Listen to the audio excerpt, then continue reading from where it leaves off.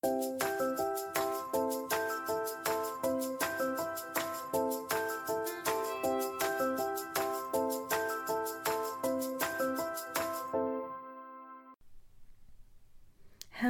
and welcome to Women with Books. I'm your host, author Lindsay Emory. Why do I always want to sound like Oprah Winfrey when I introduce things? I mean, did she know back in 1989 when she started going, "This is Oprah Winfrey," that we would all want to do that? Or is that just me? Is that just me because I came home from school and watched her every day? I don't know. Who knows? But anyway, obviously, I haven't been on a podcast in a while. I need to talk to people. Welcome to season 4 of Women with Books. We have had a little break. I thank you guys so much. The break was a little longer than I thought it would be. This is for multiple reasons.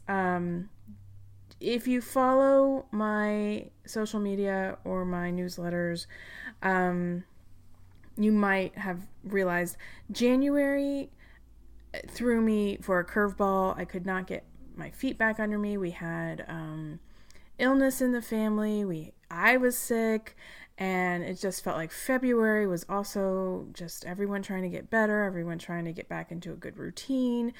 And then spring break hit. I've been working on season 4. I've been working on, talking to the guests, interviewing, recording, all this stuff. But just all the pieces have not come together until right now as you are listening to this. So thank you very much for your patience. And I write books too for a living. So been working on books and edits and all that fun stuff that professional authors do. But thank you for your patience. I'm so excited to bring you this first guest of season 4. I've had her on my list for forever. As you may recall, her book, Island of Sweet Pies and Soldiers. That is the name. It's the coolest name. That was one of my best of 2018 picks. And it's interesting. I was thinking about it. Like, how did I even hear about that book? Because I don't know if it got a lot of buzz. I think honestly it was an Amazon also bought. And I saw it down there lurking in the line. Y'all know what I'm talking about. And it just had such a beautiful cover, and the title was so interesting. Island of Sweet Pies and Soldiers, that I immediately had to look at it. And then when I read what it was about, yes, one click, there you go. I actually did buy that book. I am getting more free copies now as this podcast grows. They're improving me for more arcs, but a lot of these books I do buy because I just hear about them and I want to support the author. So I love that book, and so then I requested and got an arc of her next book that was just released. It's called The Lieutenant's Nurse, and it is also historical fiction set on Hawaii during Pearl Harbor. And you'll hear us talk all about the suspense and mystery and drama of this huge historical event and seen through a woman's eyes.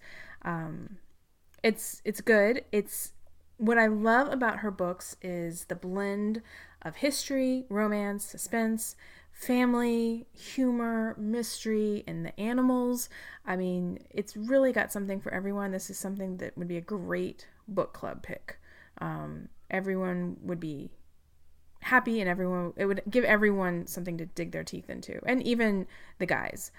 My husband and my father would probably both like these books too. And so they've got all of that, plus it's like a vacation in a book because they're about Hawaii. I can't say it right now. The people from Hawaii say it a little bit differently, and you'll hear that in this episode. And as a reminder, this season I will be putting my guest book recommendations into my newsletter only. This will be exclusive content, just like the extra Q&A I put in there every month. This is a monthly newsletter. I put links to the episodes that I produce, links to other podcast content that I enjoy, the extra Q&A that I wrangle out of my guests, and now it'll be the book recommendations, just a one click. So if you are jogging or in carpool lane and you hear about a book that we talk about and you're like, oh, that sounds really good, but I What can I do, Lindsay? I can't buy the book right now. Just wait, sign up for the newsletter. I will give you a one click and you will be able to, boom, support the podcast and get that book. That sounds so awesome. So if you haven't signed up already, just head to the link in the show notes or on womenwithbooks.com. And with that, let's do it. Let's start episode 1 of season 4. Thanks, y'all.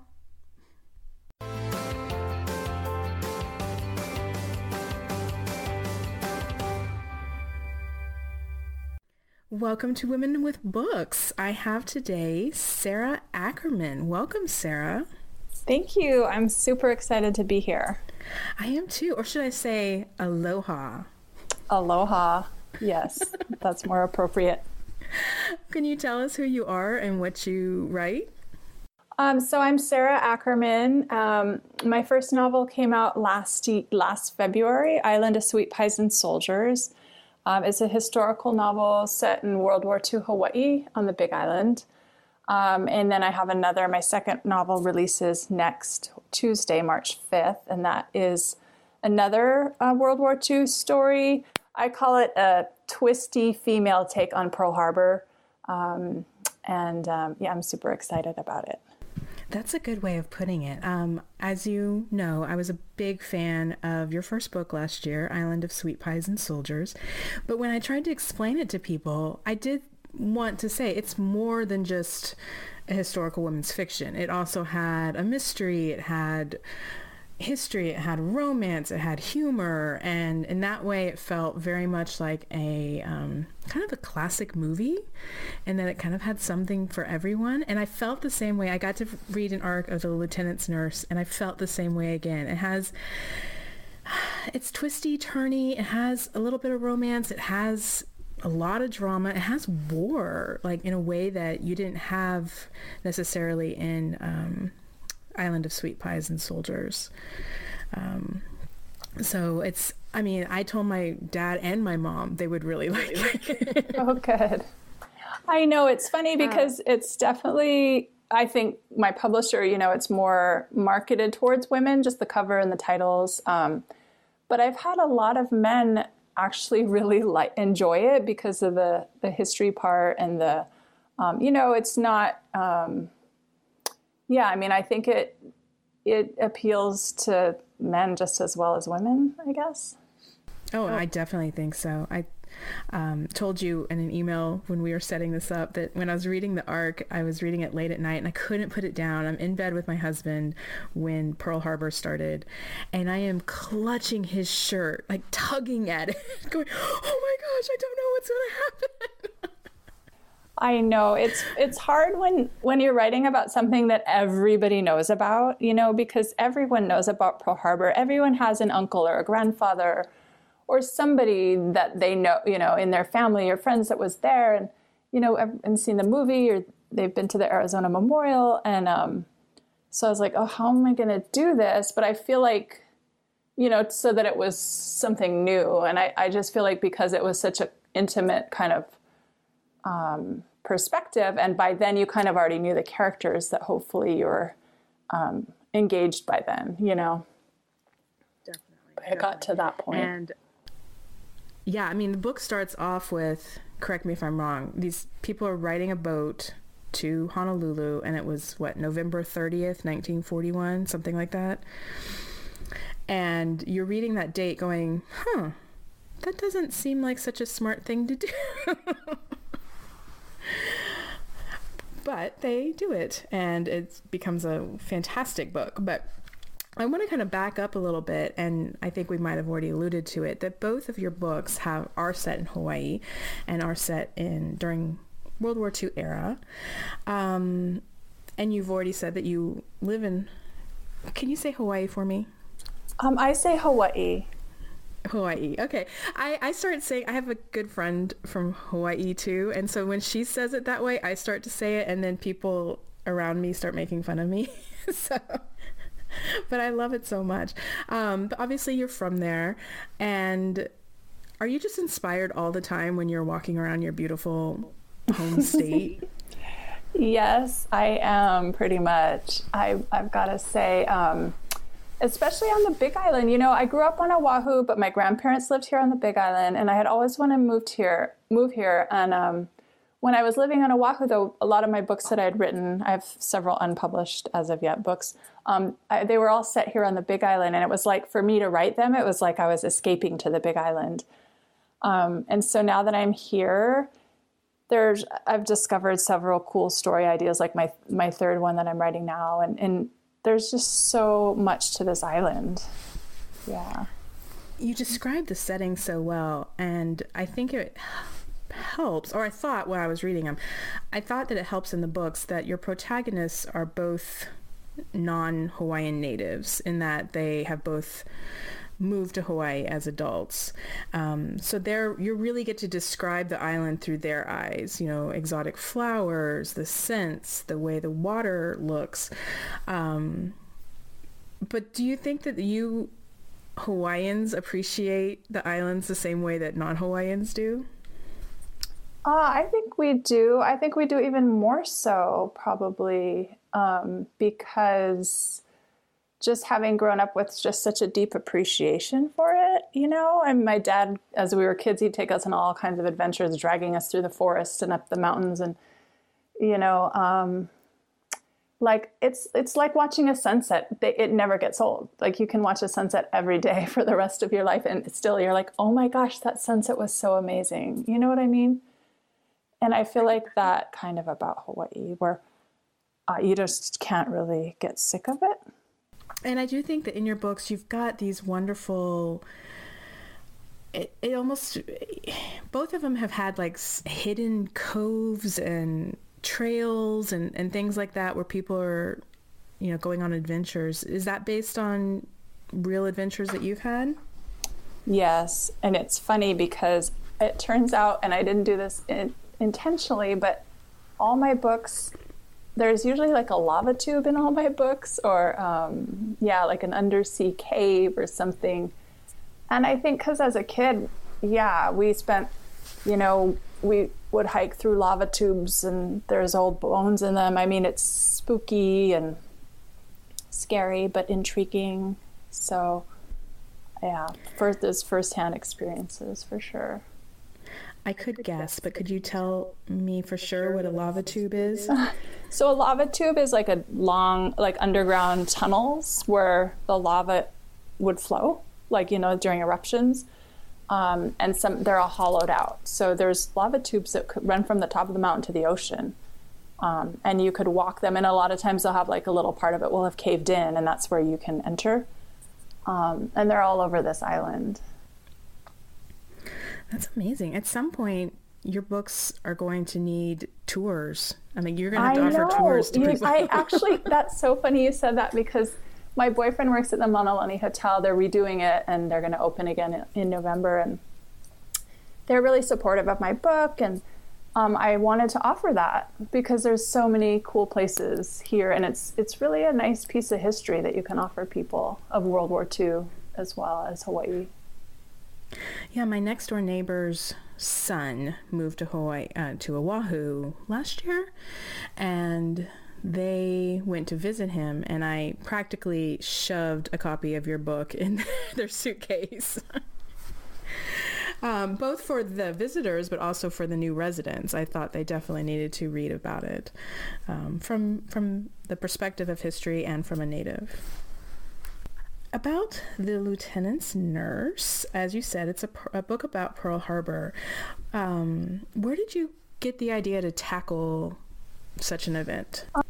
I knew that I had this idea from my grandmother that I kind of pulled a little bit from my last book, her journey over on the Lurleen, when she, you know, my grandfather had sent her a ticket and she came over, but she had kind of fallen for another man, officer along the way. But my grandfather proposed when she arrived and she said yes. But she always talked about this man, and we were always so curious, and it just seemed like it would make a cool story someday. But I didn't, and this was in the 30s, so it wasn't right before Pearl Harbor. But when I started my research, I learned that the Lurleen had docked a few days before the attack. And so that kind of just was like, okay, boom, this is a critical piece of information for my story. So I kind of just melded the two together. I feel like family sagas are coming back, and obviously World War II books are very popular right now. Do you have any insight as to why we're all looking backward in time now for these amazing stories of our grandparents and great-grandparents? I know, it's so interesting. I feel like it's definitely been the case. All the new books coming out, I feel like, all the authors, I think, are kind of or a lot of them are at the age where they had parents or grandparents that raised them on these stories. And so I think it's sort of just the generation of like, these are our stories. You know what I mean?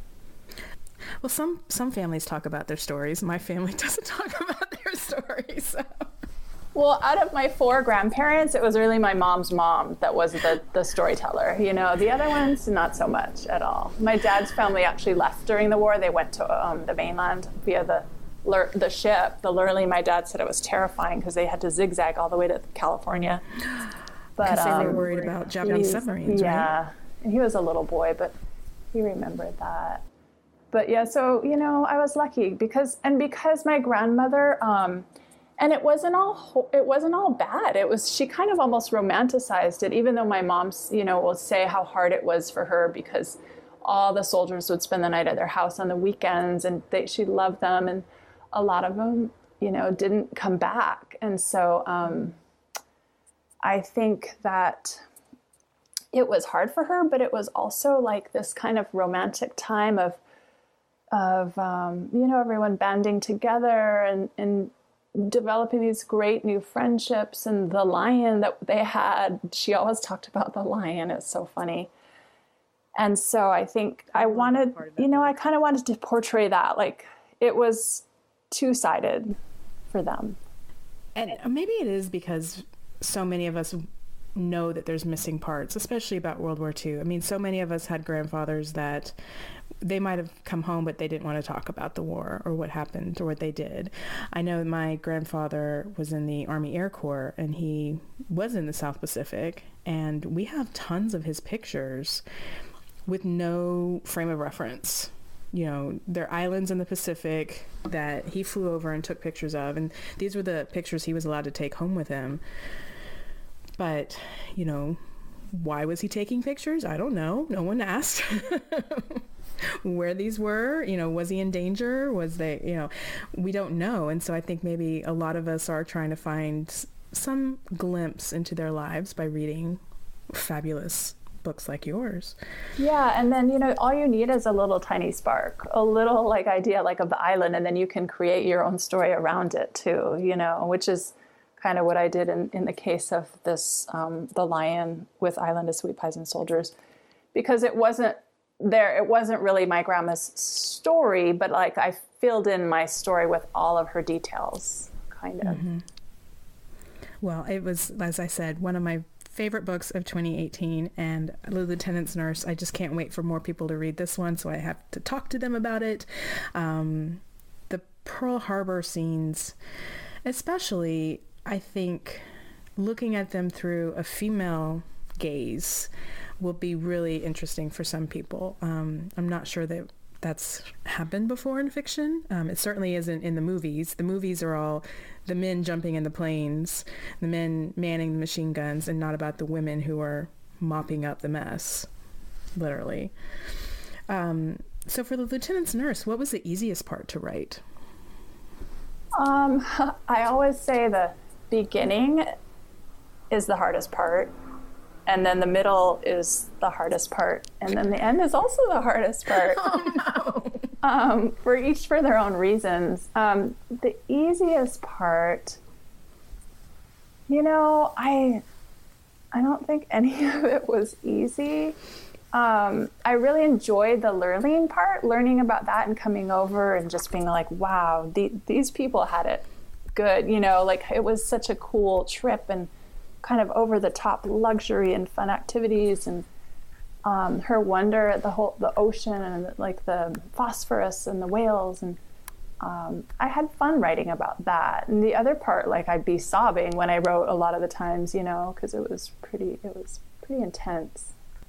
her backstory, you have a protagonist who has a mysterious backstory that unfolds slowly, and I don't want to give too many spoilers away, but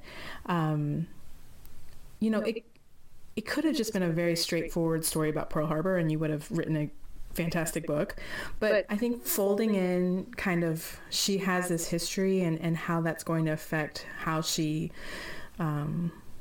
cares for people. Because I guess we should also say she's coming to Honolulu to serve as an Army nurse. Mm-hmm. So that's the other thing, is that you know this from the beginning. She's going to Honolulu end of November 1941, and she's a nurse. So you know she's going to be in the thick of it. With that backstory, did you know that was going to come out when you started it? No, I found this super interesting information about like the anesthesia in my research, and I realized it would be perfect because I didn't know that before, about the different types of anesthesia and their effects. So when I got that, when I found that in the research, that added helped me add that whole other layer. And that's what I love about research, because a lot of times I don't really know all these things because I wasn't a great history student. But when I find it out, it's sort of like magic almost. You're like, okay, this is perfect. So that was fun to find. Well, it doesn't seem like you were a bad history student, because this book, again, I think, I don't want to say it has more history in it than the first one, but it definitely feels like it because you've quoted from actual government documents, right? Mm-hmm. Yeah, that was fun. That was interesting too for me to learn all this, because I learned all of it as I was writing. I didn't know any of this before I started, really, to be honest. All those little communications and memos and things. I had some amazing books that really I was just thinking, wow, the whole time I read it, like, wow, I didn't know that this happened. And those little snippets were new to me. So much. There's stuff about Japanese codes and ship movements and memos in the government and spying, a ton about espionage. And you didn't know that before you got started. No, I didn't. But like I said, I had some really good books. And I don't think if you had an advanced copy, you probably didn't see the author's note. I did. No, I did, because the whole time I was reading it, I was wondering, is she making this up? Like, how much of this is fiction? And so I did read your author's note that said that it was real. And then I think my jaw dropped even more because I thought, dang. Yeah, it was neat how a lot of the pieces fell into place. Yeah, I'm just astonished because it's so well woven together that it looked like you knew up front what the research was going to be, and then you could, put it in. No, I didn't. Thank you. I was not a good history student at all. I like novels that they assigned us, but I didn't do well with history books. Well, I don't want to spoil the book too much, but there's several different mysteries in the book, I think. And one of them is, I guess you could say, how much did the government know about Japanese movements in the Pacific before Pearl Harbor? Do you feel like after writing the book, you have a good opinion on that or not? It's so hard. You have all these experts who have studied it. They had how many government investigations, and there is the one book that came out that says they totally knew, and that's why I didn't want to really come out and say it. It seemed like they probably knew more than they let on, but whether I'm still kind of undecided. I feel like I don't have enough information. I could see that it would kind of be either way. You could almost make a case for. Oh yeah. So that's as far as I guess I would be willing to say. Oh yeah, and I think the book walks that line perfectly. If I'm at the end going, what is it? What's the answer? I know. And no one seems to really, it's not definitive. So you do have some information in there about the nursing programs and stuff. You've got a couple of dogs that run around hospitals, which I just thought was a lovely, lovely touch. I love that. I have to have animals in my books, and I'm such a firm believer in, healing and therapy dogs and stuff. So there was a story about a dog named Brandy who one of the soldiers had. Because when in my dad's classmates all put together a book with everyone's accounts when they were, I think they were 8 at the time of Pearl Harbor. And so all of their accounts, and there's so many people, or in other accounts that I read, who mentioned their dogs. And I'm thinking, there were dogs there at Pearl Harbor, and some of the soldiers had dogs. And so I thought, you got to include the dog too, because it's part of it. It was a lovely part of it. It was one of my favorite parts. Oh, thank you. Mine too. When the copy editor was copy editing, she kept saying, "Oh no, please don't let the dog die." I'm like, "Don't worry." Oh, it was funny. I know. I probably would have been better off. I mean, not. There's a main character that gets wounded, and I was like, "Oh, he can die, but not the dog." No, I know. I'm the same way. So when you started to write books, did you know that you had these historical Hawaiian stories inside of you, or did you start writing like about Nebraska and then decided that was boring? No, they were all Hawaii, and they were contemporary though. The first 3, a little bit of adventure, intrigue, and love, all of them. And I'm hoping that one of these days, I'm sure they need work, especially 2 of them, but hopefully they will be published. One is on Kauai, up in the rainforest, and let's see, one's here on the Big Island along the coast. A lot of it kind of takes place underwater, and the other one is a ranch story up here in Waimea. Yes, I want all of those. So they're fun. I love them. So I'm gonna work on it till they're publishable. Well, the contemporary stories sound great, but also I think there's so much history in Hawaii that sounds fascinating. Right. That could be... They do. I weave some history into them for sure. Definitely. Mm-hmm. One of them actually has a 1946 storyline kind of woven through. So. You mentioned on your site that you, at the beginning of your writing journey, you went to a writing retreat. Were there any books around that time that inspired you to become a writer, or that you thought, I can do this? Well, I remember my 3 favorite books, I always say, are Prodigal Summer by Barbara Kingsolver, The Secret Life of Bees by Sue Monk Kidd, and then I love Alice Hoffman. So I read all of their books, and I was just so inspired by them. But I think it was Barbara Kingsolver, because she's such a nature writer, that really had me going. And especially Prodigal Summer. Have you read it? No, I haven't. I've only read Poisonwood Bible, which also nature, but beautiful. Yeah, I think the Prodigal Summer is her best, in my opinion. And I think those were the books that really I was like, I want to be able to do this for Hawaii, or have them set in Hawaii, but still recreate that somehow. Although, I mean, their writing is just amazing. So, working on it.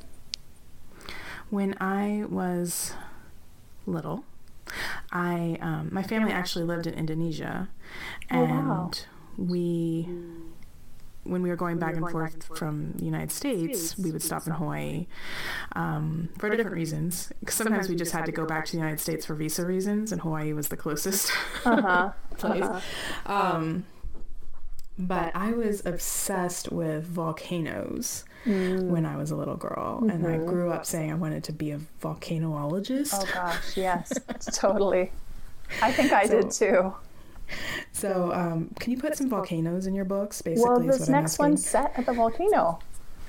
No way! And the one after, actually, I wrote one that's contemporary. I didn't know this, everyone. But the next 2 books are set at volcano, so you will get some volcano. So they wanted a 3rd historical fiction, World War II again, and I thought, what am I going to come up with? But there's a really old house at Volcano that was built as a hideaway house kind of for the Japanese invasion. And I had been there. Have you been to the Kilauea volcano here? Maybe when I was little, and not lately. Okay.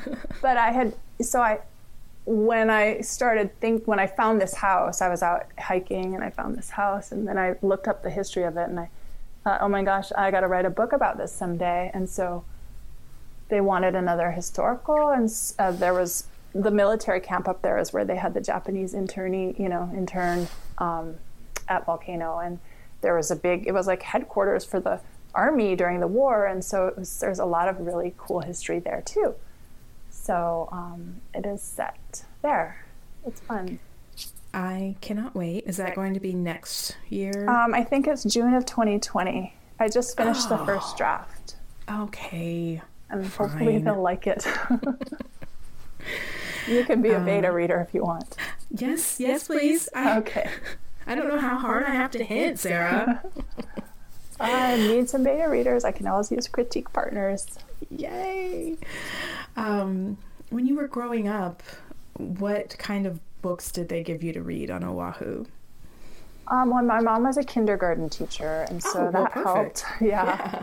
I remember especially the Bernstein Bears. The Bears Picnic was my favorite book. But then I read, of course I read Charlotte's Web and James and the Giant Peach, and then I loved Watership Down, and then I loved Nancy Drew and A Wrinkle in Time, and those are all the books that I loved growing up. I'm so excited there's going to be a Nancy Drew movie.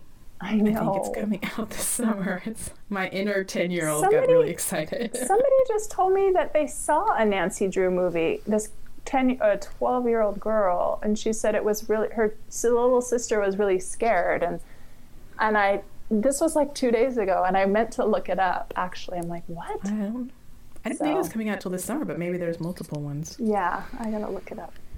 Okay, we gotta do it. But you know what? There's kind of a Nancy Drew vibe to your books. And I mean that in the best way. Oh, well, I love that. That's a compliment.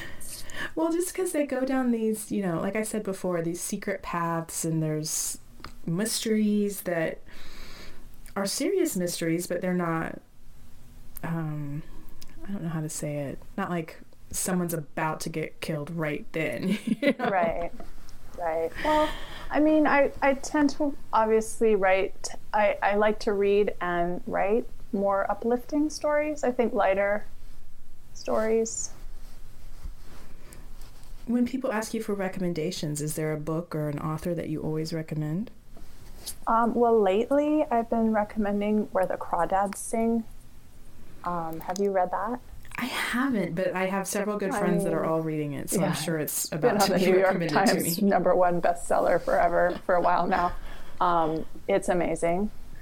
And what else? I love Leanne Moriarty.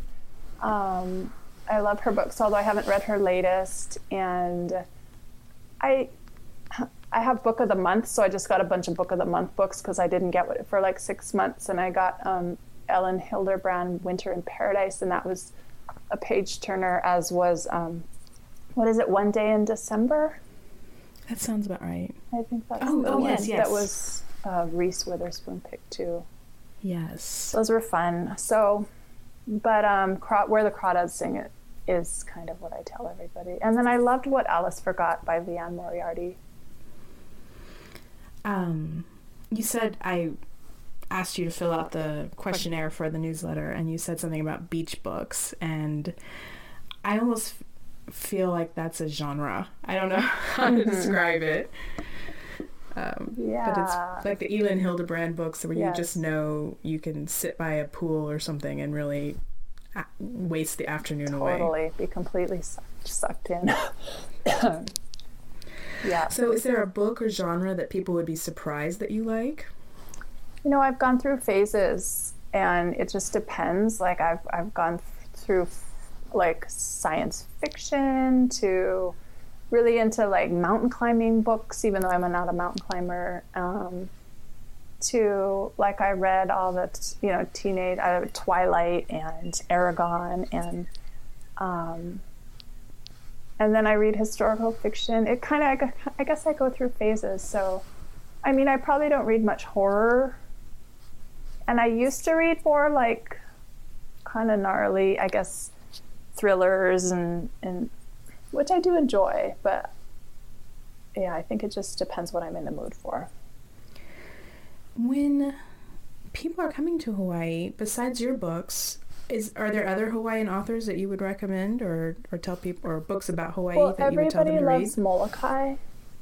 Okay. And I'm ashamed to say that I haven't read it.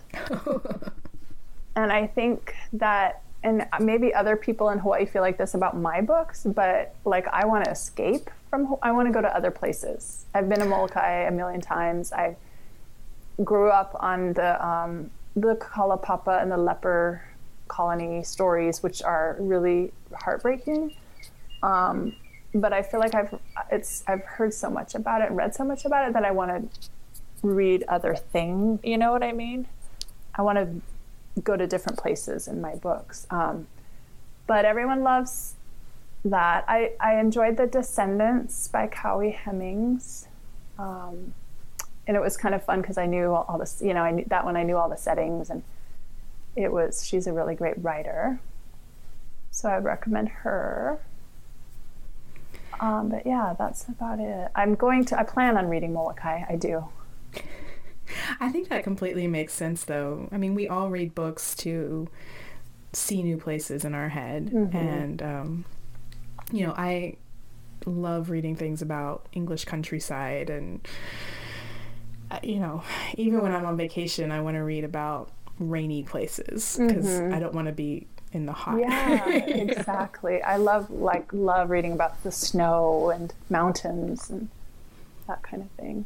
Oh yeah, I think I read I don't know, I was on vacation with my husband for an anniversary or something, and I was reading these dark procedural crime thrillers set in the Pacific Northwest. See, that's fun. Yeah. Oh, I love ton of French books too, gotta say. Yes. Well, are you ready for the lightning round? The lightning round. Sure. Yes. Okay. It's our traditional Women with Books lightning round. Just, there's no wrong answers except for one question. Okay. Dark or milk chocolate? Dark. Coffee or tea? Decaf coffee. Hawaiian coffee? Decaf, Hawaiian, soy latte. Ah, there you go. When your phone rings, do you answer it? Yes. How do you usually waste time on the internet? In social media or looking at Amazon rankings. On your next vacation, will it be to the mountains or the beach? The mountains. Do you call it soda or pop in Hawaii? Soda. On a romance hero, do you prefer abs, forearms, or a chiseled jaw? Abs.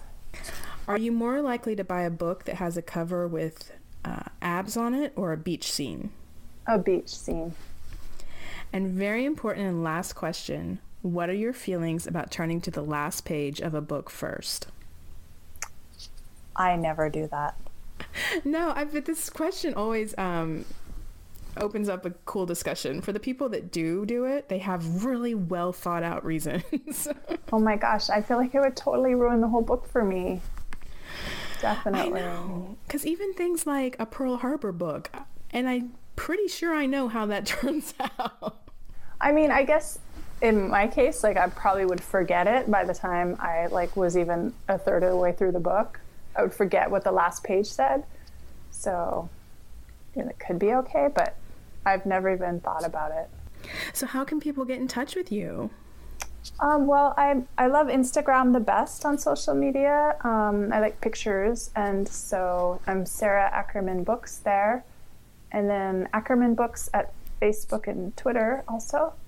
Great. So, yeah. And the next release is Lieutenant's Nurse, and then after that we'll have to wait till 2020. And I know everyone will, because these two books together are just... I'm just going to gush again, Sara. I really have enjoyed them and have recommended them, and they have changed the way I see your state. But, not that I saw it in a bad way, but that it's a rich, vibrant, historical place and not just a place for vacation. Wonderful. That was partly what I was hoping for. So thank you. I'm very honored.